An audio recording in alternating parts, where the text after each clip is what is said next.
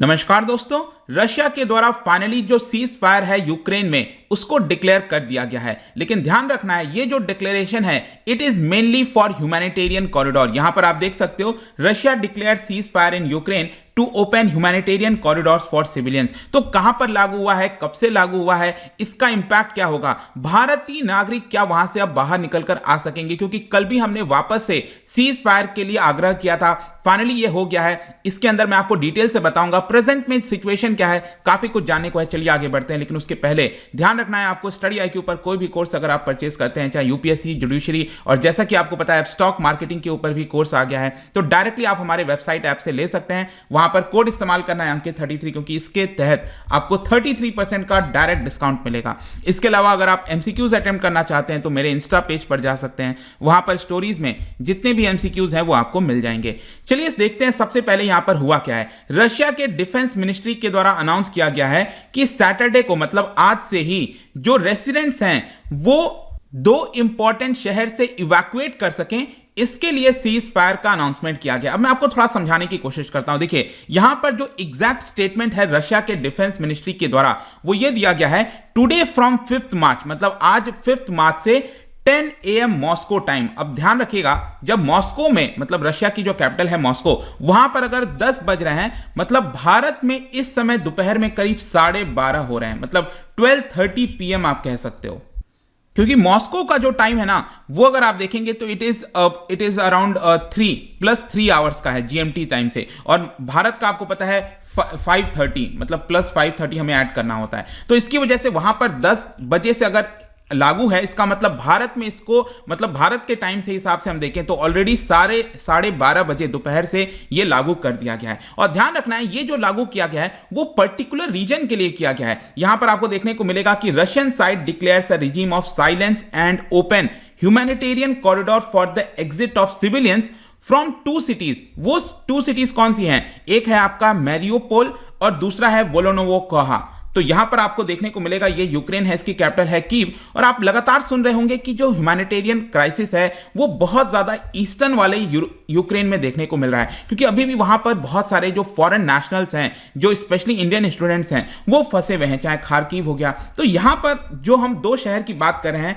वो है आपका मैरियोपोल। मैरियोपोल आपके एग्जाम में पूछा जा सकता है, ध्यान रखिएगा, ये पोर्ट सिटी है यूक्रेन का, और यहां पर एग्जैक्टली आपको देखने को मिलेगा। और इसी के जस्ट नदन साइड में, उसी के पास में ही यहां पर दूसरा शहर है जिसका नाम है वोलोनोवोखा। तो ये आपको ध्यान रखना है, ये जो 2 शहर हैं वहां के लिए स्पेशली ये जो ह्यूमैनिटेरियन कॉरिडोर है वो ओपन किया गया है। वैसे अगर आप देखेंगे तो भारत ने, कल ही यहां पर खबर आई थी कि हमने अर्ज किया है यूक्रेन और रशिया दोनों से कि 3,000 जो नेशनल्स हैं, भारतीय स्टूडेंट्स हैं जो फंसे हुए हैं स्पेशली ईस्टर्न वाले एरिया में, वहां से उनको निकालने के लिए आप प्लीज सीज फायर कर दीजिए।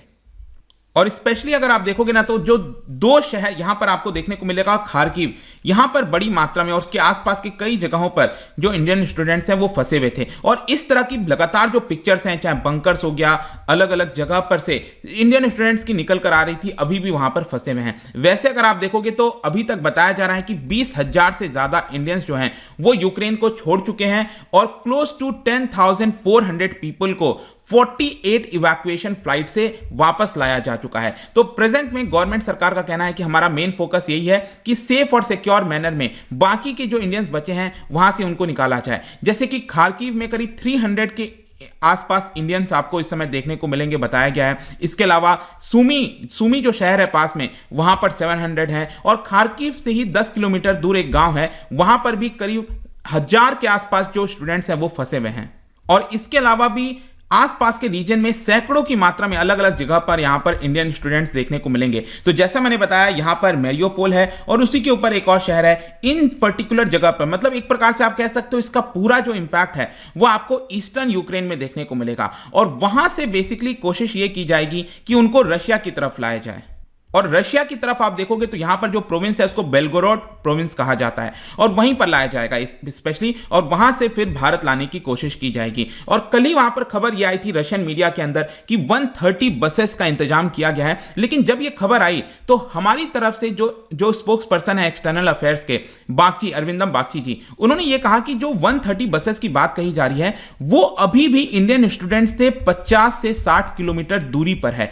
तो वहां से 50 से 60 किलोमीटर दूरी तय करना, वहां तक जाना ही अपने आप में बहुत ज्यादा डेंजरस सिचुएशन है। तो उनका कहना था कि जब तक वहां पर सेफ और सिक्योर पैसेज नहीं मिलेगा तब तक वहां पर स्टूडेंट्स उस पैसे से नहीं जा सकते, और इसीलिए जरूरी था कि यहां पर ह्यूमैनिटेरियन कॉरिडोर बनाया जाए, मतलब एक समय के लिए पूरी तौर पर यहां पर जो सीज फायर है उसको लागू कर दिया जाए। और अब ये लागू हो गया है, तो मोस्ट प्रोबेबली आप कह सकते हो कि बाकी के जो हमारे स्टूडेंट्स हैं वो वहां से अब वापस निकल कर आ पाएंगे। लेकिन क्वेश्चन यहां पर एक और आता है कि इतने सारे स्टूडेंट्स वहां पर कंट्री में कर क्या रहे थे, why there are so many African and Indian student. तो जल्दी से मैं आपको यहां पर बताता हूं कि इसकी कहानी क्या रही है। देखो, जैसा कि आपको पता होगा, सोवियत एरा के दौरान यूक्रेन जो है वो यूएसएसआर का पार्ट था। तो उस समय से क्या था कि यूक्रेन में बहुत सारे फॉरेन स्टूडेंट्स को अट्रैक्ट किया जा रहा था। बेसिकली यूएसएसआर उस समय काफी बड़ी मात्रा में हायर एजुकेशन के अंदर इन्वेस्टमेंट कर रहा था, ताकि जो न्यूली इंडिपेंडेंट देश हैं जैसे अफ्रीकन कंट्रीज हो गए, वहां से बहुत सारे स्टूडेंट्स को अट्रैक्ट किया जाए यूक्रेन की तरफ। और यही करने के लिए काफी सारा इन्वेस्टमेंट हायर एजुकेशन में हो रहा था। और उसी समय से आप कह सकते हो कि मेडिकल की पढ़ाई के लिए, बाकी चीजों की पढ़ाई के लिए यूक्रेनियन यूनिवर्सिटीज जो है वो काफी फेमस हो गई। और स्पेशली आज के डेट में अगर आप देखोगे तो यूरोप के अंदर अगर जाना है, एंटर करना है, तो उसके लिए काफी अच्छा जरिया हो गया है कि आप यूक्रेन में जाकर पढ़िए और वहां पर आप अपनी डिग्री लीजिए और इजीली आपको फिर यूरोप के अंदर जॉब मिल जाएगा। और इसीलिए आज के डेट में अगर आप देखोगे ना, तो यूक्रेन के अंदर काफी अफोर्डेबल प्राइसेस में कोर्स चलते हैं, स्ट्रेट फॉरवर्ड वीजा की पॉलिसी है और परमानेंट रेसिडेंसी भी मिल जाती है। और इसीलिए इतने सारे स्टूडेंट जो हैं वो यूक्रेन जाकर पढ़ते हैं। प्रेजेंट में अगर आप देखिए 2020 का जो डेटा था उसमें बताया गया कि 76,000 से ज्यादा फॉरेन स्टूडेंट्स देखने को मिल रहे थे, जिसमें से 1/4 करीब 25% आप कह सकते हैं अफ्रीका से थे, जिसमें से नाइजीरिया, मोरक्को, इजिप्ट। लेकिन अगर हम सिंगल लार्जेस्ट कंट्री की बात करें जो कि यूक्रेन के अंदर देखने को मिलता है, वो था भारत की तरफ से। भारत से 20,000 से ज्यादा स्टूडेंट्स वहां पर पढ़ाई कर रहे थे। और इसी की वजह से आप देखेंगे ना, जब से यहां पर रशिया ने जो पूरा इन्वेजन लॉन्च किया है, सेकेंड वर्ल्ड वॉर के बाद से सबसे बड़ा इन्वेजन बताया जा रहा है, तो इसी की वजह से जो इसका बड़ा इंपैक्ट है वो भारतीय स्टूडेंट्स पर देखने को मिलेगा, क्योंकि हमारे सबसे ज्यादा स्टूडेंट्स वहां पर पढ़ रहे थे। बट लेट्स होप कि अब ये जो सीज फायर का डिक्लेरेशन हुआ है रशिया की तरफ से, वो इसके लिए तो हो ही हो, लेकिन साथ ही साथ आशा करते हैं कि जो भी टॉक्स वगैरह चल रही हैं, इस सीज फायर को बाकी रीजन में अप्लाई कर दिया जाए और ये जो वॉर है वो पूरी तरह से रुक जाए। ये होप कर सकते हैं, लेट्स सी। लेकिन जाने से पहले एक बहुत ही इंटरेस्टिंग क्वेश्चन, आपने देखा होगा पिछले कुछ दिनों से, 10 दिनों से बुडापेस्ट मेमोरेंडम की बात हो रही है, चर्चा चल रही है काफी। इस मेमोरेंडम के तहत क्या हुआ था कि यूक्रेन को एक प्रकार से अश्योरेंस दिया गया था कि आपके ऊपर किसी भी देश के द्वारा प्रहार नहीं किया जाएगा, जो टेरिटोरियल इंटीग्रिटी है वो मेंटेन की जाएगी, सॉवरेन स्टेट होगा। तो यूक्रेन को ऐसा भरोसा था और इसी की वजह से फाइनली यूक्रेन ने जो अपना न्यूक्लियर प्रोग्राम है उसको गिव अप कर दिया था, जो पूरा न्यूक्लियर वेपन्स है। तो आपको बताना है कि बुडापेस्ट मेमोरेंडम के अंदर जो ओरिजिनल सिग्नेटरीज हैं उनमें से कौन सा देश यहां पर नहीं था। ओरिजिनल की मैं बात कर रहा हूं। ओरिजिनली अगर आप देखोगे ना, तो 3 देशों ने यहां पर यह मेमोरेंडम को साइन किया था, लेकिन आपको बताना है इनमें से कौन सा देश नहीं है। इसका राइट आंसर आपको पता ही है, मेरे इंस्टाग्राम पर तो मिलेगा ही, वहां पर अगर आप नहीं हो कोई बात नहीं, टेलीग्राम से भी ले सकते हैं इसका सही उत्तर। मैं कई सारे जो एमसीक्यूज हैं वो यहां पर स्टोरीज में डालता रहता हूं। बाकी अगर आपको पीडीएफ चाहिए तो टेलीग्राम पर आइए, अलग अलग सोशल मीडिया पर भी आप जुड़ पाएंगे। साथ ही साथ कोई भी कोर्स अगर आप परचेस कर रहे हैं, जैसा हमने बताया, अंकित 33 का इस्तेमाल करिए, क्योंकि मैक्सिमम डिस्काउंट आपको इस कोर्स से मिलेगा। आई होप कि वीडियो आपको पसंद आया होगा। मिलता हूं आपसे next time. Till then, thank you very much, see you soon.